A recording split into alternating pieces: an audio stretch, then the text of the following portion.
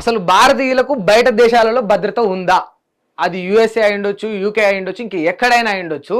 ఈ దేశాన్ని వదిలి చదువుకుందామనో, ఉద్యోగం చేద్దామనో, బాగుపడదామని ఇక్కడి నుంచి వెళ్ళిపోయినా అమ్మాయిలకు కావచ్చు, అబ్బాయిలకు కావచ్చు, విద్యార్థులకు ఎవరికైనా బయట దేశాలలో భద్రత ఉందా అనేది నిజంగా ఒక భయాన్ని కలిసివేస్తూ ఉంది. ఎందుకంటే ఇవాళ పొద్దున ఒక వార్త చూస్తే అమెరికాలో మరో తెలుగు విద్యార్థి మృతి అని దినేష్ అనే ఒక తెలుగు విద్యార్థికి సంబంధించిన వార్త ఇవాళ వచ్చింది. అంటే చూడండి, అమెరికాలో విద్యార్థి మృతి కాదు, తెలుగు విద్యార్థి మృతి కాదు, మరో తెలుగు విద్యార్థి.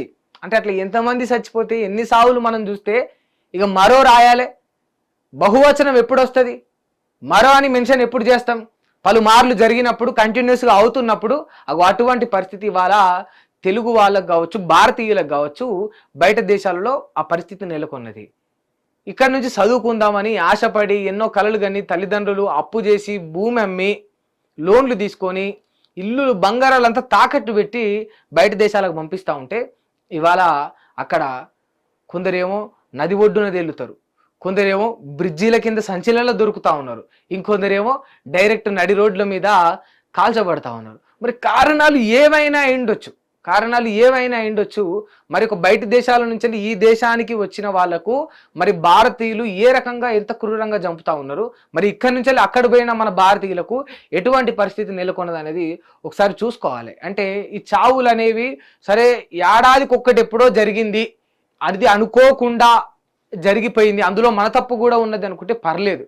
బట్ పిట్టల్ని కాల్చినట్టు, పావురాల వేటగాడు వేట అన్నట్టు ఇక్కడి నుంచి అక్కడ చదువుకుందామని పోయిన అమాయకులను ఇవాళ దినేష్, మొన్న సాయితేజ, అంతకు ముందుకు జాహ్నవి, అంతకు ముందుకు శివశంకర్, ఇట్లా చెప్పుకుంటూ లిస్టు తీస్తే కొన్ని వందల పేర్లు వెళ్తాయి.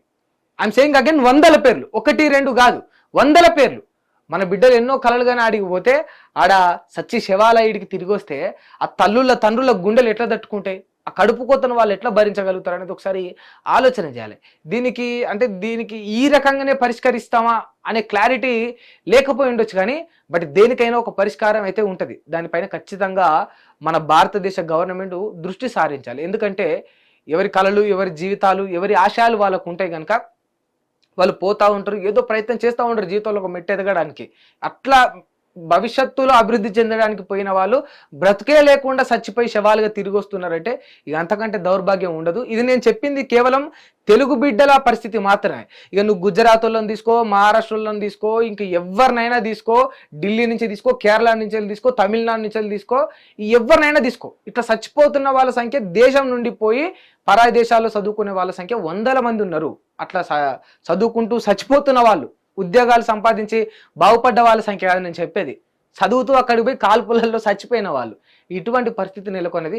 దానికి వివక్షాన్ని పెడతామా, లేకపోతే చిన్న చూపాన్ని పెడతామా, మరి మన నల్ల జాతీయులుగా మనల్ని చూస్తున్నారని కారణం ఏదైనా ఉండొచ్చు, కానీ బట్ భారతీయులకు పక్క దేశాల్లో భద్రత లేదు అనేది వాస్తవం. దీనికి సంబంధించిన చొరవ ఖచ్చితంగా గవర్నమెంట్ తీసుకోవాలి.